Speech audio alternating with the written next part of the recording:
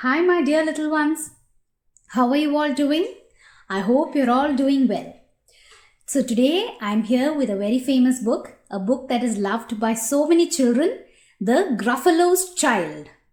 Do you remember we read the book The Gruffalo before?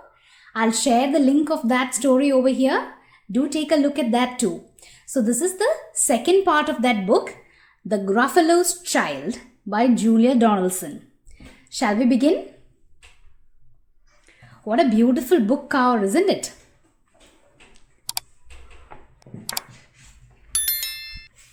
The Gruffalo's Child. The Gruffalo said that no Gruffalo should ever set foot in the deep, dark wood. Why not? Why not? Because if you do, that big bad mouse will be after you. I met him once, said the Gruffalo. I met him a long time ago. So, do we remember the Gruffalo from the Gruffalo, the book? So this is our Gruffalo and this is Gruffalo's child. So now Gruffalo has a child here and Gruffalo is telling the child about the big bad mouse that he once met in the forest long ago. And he is telling his child that, you should not go out into that deep dark wood because the big bad mouse will catch you. What does he look like? Tell us, Dad. Is he terribly big and terribly bad? So now Gruffalo's child is asking Daddy, how does he look? How does that big bad mouse look? Can you please tell us? And I think he is going to tell the child about what the mouse looks like. Oh, I can't quite remember, the Gruffalo said. Then he thought for a minute and scratched his head. The big bad mouse is terribly strong and his scaly tail is terribly long. His eyes are like pools of terrible fire and his terrible whiskers are tougher than wire. So now Gruffalo is giving an explanation of what the big bad mouse looks like, and he tells, what does he say? He says the big bad mouse is terribly strong, and then the big bad mouse has a scaly tail which is very long, and his eyes, they are red, it looks like fire in his eyes, and that the big bad mouse has also very tough whiskers. So he's giving all these explanations, isn't it? One snowy night when the Gruffalo snored, the Gruffalo's child was feeling bored. The Gruffalo's child was feeling brave, so she tiptoed out of the Gruffalo cave. The snow fell fast and the wind blew wild. Into the wood went the Gruffalo's child. Oh, one night it was snowing and it was stormy, and our Gruffalo was fast asleep in the cold weather. But the Gruffalo's child, she was feeling bored, and actually she was feeling a little brave that day. So without telling her father, what does she do? She does something that her father has always told her not to do. And what was that? She stepped out into the deep wood, and there she goes. Sometimes do we do things that our parents tell us not to do? Let's see what happens here. Aha! Oh-ho! A trail in the snow. Whose is this trail and where does it go? A tail poked out of a log pile house. Could this be the tail of the big bad mouse? So as the Gruffalo's child started walking in the snow, she saw a trail, something had created a line in the snow, like somebody was dragging its long tail, and there under a log of wood, she saw a tail. Okay, so Gruffalo's child does not know what a mouse looks like, so she was thinking, okay, is this the tail of the big bad mouse? That what Daddy had told me? Out slid the creature. His eyes were small and he didn't have whiskers. No, none at all.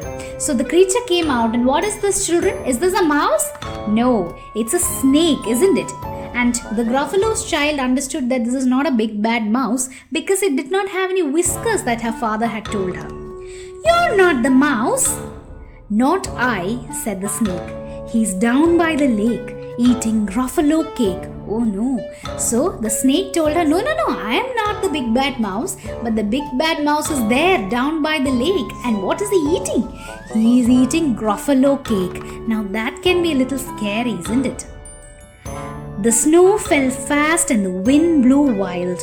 I'm not scared, said the Gruffalo's child. So even after hearing that the big bad mouse is eating a Gruffalo cake, our girl is not scared. She decides to walk ahead in the snow into the wood to find the mouse.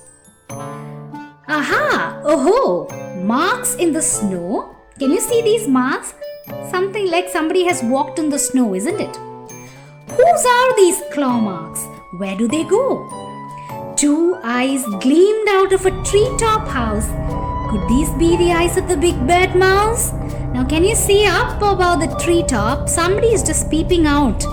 Do you think that's the big bad mouse? Gruffalo's child is here. Down flew the creature. His tail was short and he didn't have whiskers of any sort.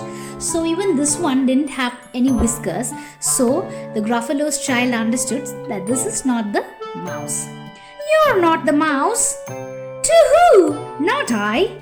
But he's somewhere nearby eating Gruffalo pie. So we know this is the owl, isn't it? We had met all these animals even in the first book, the Gruffalo, and here again we're meeting all of them again. And the owl tells, no, I'm not the big bad mouse, but he's somewhere around here. And what is he eating this time? Gruffalo pie. So everything seems to be made from Gruffalos, isn't it? Now, our child is a little scared, isn't it? Does she look scared? But whatever it is, she's brave and she decides to go on ahead. The snow fell fast and the wind blew wild. I'm not scared, said the Gruffalo's child. Aha! Oh, what do we see next? We see some paw marks, isn't it? A track in the snow. Whose is this track and where does it go? Whiskers at last! And an underground house. Could this be the home of the big bad mouse? So she walks and she sees this small house under the snow and it's somebody who has whiskers. So she thinks, okay, finally I saw some whiskers. Is this the big bad mouse? No, isn't it? Out slunk the creature. His eyes weren't fiery, his tail wasn't scaly, his whiskers weren't wiry. So she looked at the animal again and we all know who that is, isn't it?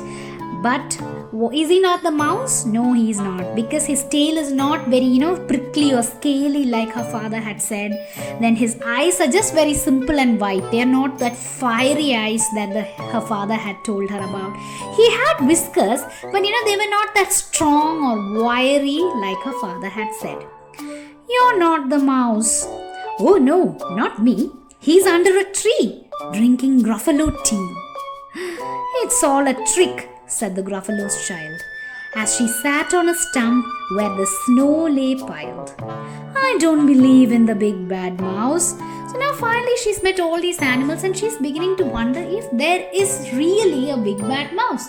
She thinks maybe it's just something that her father told her and she just sits down there feeling very sad and she says, I don't believe in the big bad mouse. And then something happens.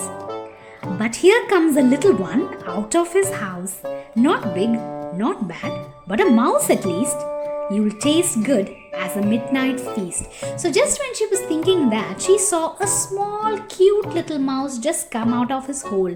And she thought, okay, so here is a mouse. This is not a big one. This is not a bad one. This is a very sweet one. And she feels that this mouse will make for a good yummy dinner, isn't it? Wait, said the mouse. Before you eat, there's a friend of mine that you ought to meet. If you will let me hop onto a hazel twig, I'll beckon my friend so bad and big. So we know from the Gruffalo's, the first book, that our mouse, he's a small creature, isn't it? But he was smart. That's how he fooled the Gruffalo. And today, again, he is having some trick up his sleeve to fool the Gruffalo's child again. So, he tells her, wait, before you eat me, let me do something. I have a friend who's really big and bad. If you can just give me a chance to, just step up on this branch, I'll call my friend and then you can see my friend. The Gruffalo's child unclenched her fist. The big bad mouse. So he does exist. So now when the mouse told her about that, she started believing in the big bad mouse again, and she said, oh, okay, so there really is a big bad mouse. And she says, okay, go ahead. What does our little smart mouse do? The mouse hopped into the hazel tree. He beckoned, then said, just wait and see. Can you see how this book is full of rhyming sentences? Every sentence ends in a rhyming word, isn't it? Isn't it beautiful to read the book? So now our mouse has called his friend and he tells the Gruffalo's child, you just wait and watch. Out came the moon. It was bright and round. A terrible shadow fell onto the ground. Okay, on that snowy night, the full moon came up, and in the moon's reflection, there was this mouse on top of that branch, and a huge shadow was cast on the floor. Looks like a terribly big mouse, isn't it? Looks like a terrible big creature. And look at our Gruffalo's child. She is so scared. She thinks this is for real. She just jumps up. She's afraid. Who is this creature so big, bad and strong? His tail and whiskers are terribly long. His ears are enormous, and over his shoulder he carries a nut as big as a boulder. So now the shadow makes the mouse look too big and scary with huge features, isn't it? And our Gruffalo's child, now she's really, really scared. The big bad mouse! Yelled the Gruffalo's child. The mouse jumped down from the twig and smiled. And this Gruffalo's child, she was so scared that she started running back towards her home, and our little mouse, smart mouse, started smiling. Aha! Oh, prints in the snow. Whose are these footprints? Where do they go? Now, whose footprints are these? The Gruffalo's child's, isn't it? And our mouse decides to follow these. The footprints led to the Gruffalo cave, where the Gruffalo's child was a little less brave. The Gruffalo's child was a little less bored. So he followed the footprints back into the Gruffalo's cave. What did he see inside? The Gruffalo's child had come back home. Her dad's still sleeping. She's feeling a little scared, isn't it? And she's a little less bored now. Why did she go out alone? Because she was feeling brave and she was feeling bored, so she did not obey what her father had said and she decided to go out. And now she's a little scared and she comes back home to the comfort of her father and just hugs her father and goes to sleep. And the Gruffalo snowed and snowed and snowed. See, what a beautiful picture, isn't it?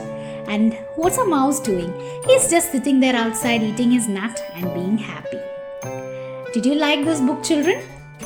I'll see you again for a next lovely read.